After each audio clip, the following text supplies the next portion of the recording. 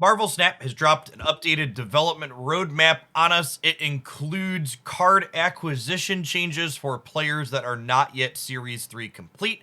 It includes details on an upcoming token shop revamp, changes to the ranked mode, a new competitive mode called Conquest that's going to be coming to the client this summer, as well as an infinite rank revamp, and then a peer into the future of things that are in development and in concept. Let's go ahead and dive on into the details, starting with how tokens are going to be changing for players that aren't quite at the end game yet. Let's start with the thing that everybody cares the most about, changes to the economy. So they are increasing the amount of collector's tokens that players who are not Series 3 complete will be acquiring. All of those previous 100 collector's tokens reserves along your track will now have between 2 to 600 tokens in them, averaging out to 400 per reserve. This means players that are not Series 3 complete will be getting approximately 4 times as many collector's tokens per month, which equates to about 4,000 tokens per month for those players, purely from the collection level track progress if you are completely free to play.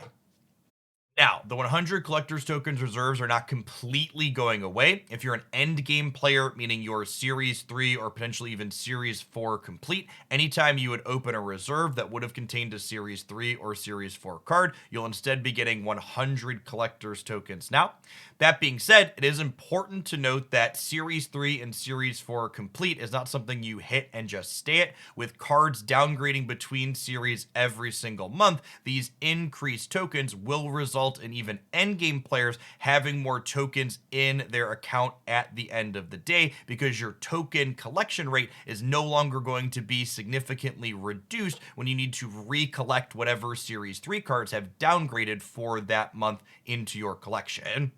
The end result here is that players who are not yet Series 3 complete will be gaining approximately 3,000 additional collector's tokens per month, which is a 4x increase over the previous approximately 1,000 collector's tokens per month they were getting before this change.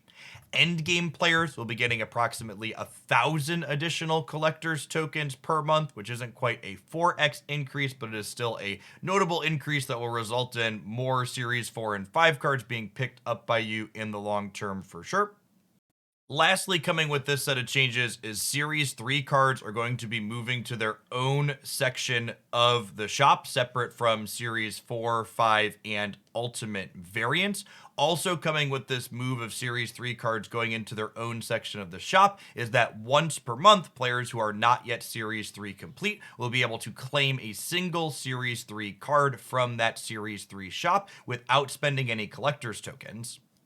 Giving one free Series 3 card per month to players from this second shop window is especially clever because it will allow players who like to min-max their in-game resources to pick up key Series 3 cards without feeling bad about that decision.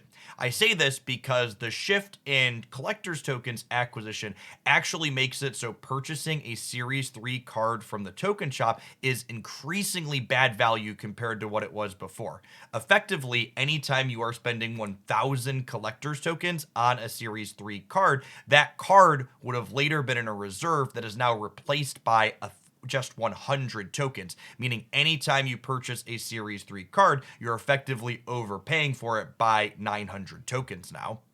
It's also worth noting, however, that outside of a few exceptions, buying essentially any card from the token shop is bad value. Cards that start at 6,000 tokens in Series 5 become Series 4 and only 3,000 tokens after 2 months, and they become Series 3 and only 1,000 tokens after 3 months. Anytime you are buying any card from the token shop, you are essentially paying an incredible premium to have earlier access to that game piece. The notable exceptions to this premium for early access are the 3 perpetually Series 5 cards, Kang, Galactus, and Thanos, as well as the Ultimate variants that are perpetually 5,000 collector's tokens. If you're excited for these particular changes to token acquisition, you're not going to have to wait long to get your hands on them. These changes are confirmed to be in the upcoming Marvel Snap patch that will be dropping next week here in March. This also means that if you have collector's reserves, you should definitely be sitting on those if you are not Series 3 complete yet, because if you wait to open them until after this patch, you should get to enjoy the increased collector's tokens acquisition rate that is described here. Looking forward to the future, the April update is going to be further segmenting the token shop into a few different categories, starting with a weekly spotlight that will always be whatever is the latest Series 5 card contained within it for that entire week. Meaning if you're someone that's excited to play with whatever the newest release is and spend your recently increased amount of collector's tokens on it, it's going to be guaranteed there in the shop for everyone, ready for them to access. We're going to be getting a Series 4 and 5 dedicated part of the shop that will rotate through, similar to how the token shop works now, but only with the Series 4 and 5 cards that you are currently missing. And finally, the ultimate variants will no longer be in your token shop when you're desperately hoping to find a card that you really want to play with. They're still going to exist for the collector's tokens price tag of 5,000 that they have now, but they're going to be a separate scroller, meaning those of us like myself that aren't really interested in cosmetics from the token shop can just ignore them without getting in our way. Changes to Marvel Snap's rank mode are also teased in this development roadmap. They are not coming in this March patch, and they are not confirmed for the April patch, but they are noted that they're trying to get these into client as soon as possible. Starting with, they're going to improve their matchmaking algorithm to include an update that players will no longer be able to match with an opponent more than 30 ranks away.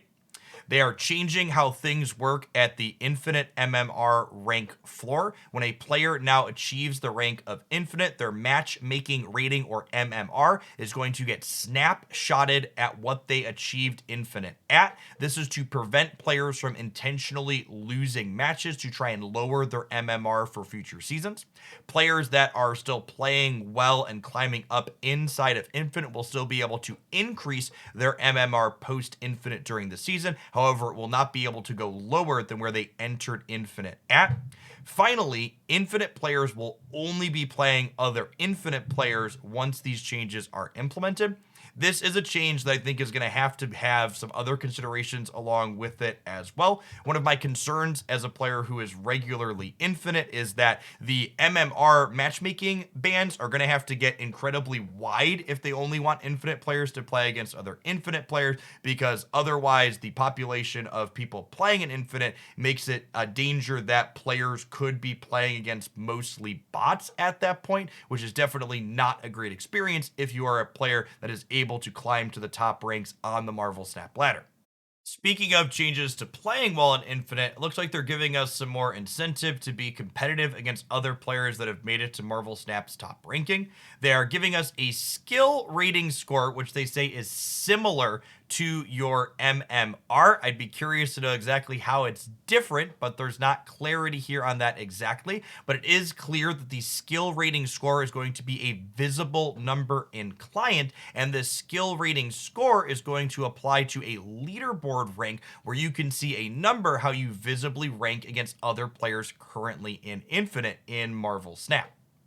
Next up, the roadmap details something that I'm excited to see coming to Marvel Snap, and that's more ways to play the game with in-game queues.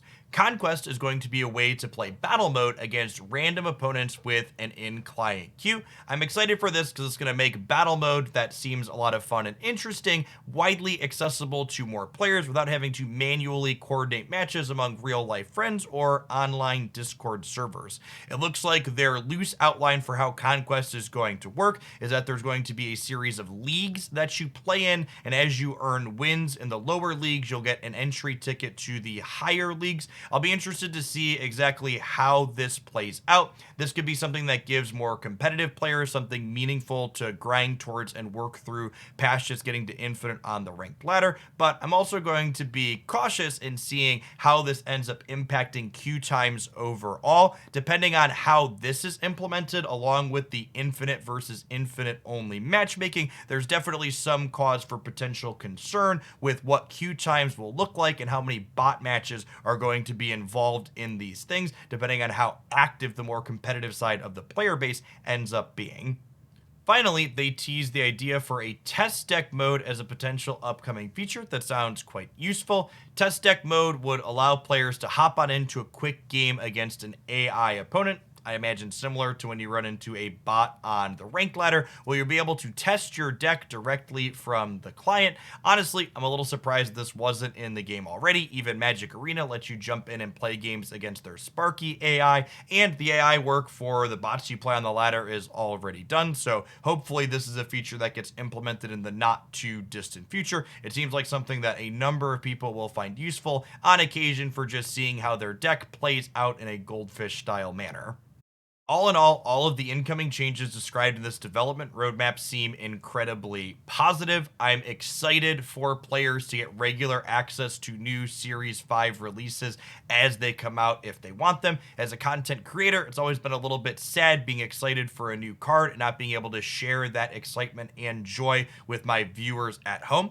I think it's also awesome that if players aren't hyper focused on getting Series 5 cards right when they release, this increased token acquisition rate for non-Series 3 complete players means that they can get to Series 3 completion even faster than before.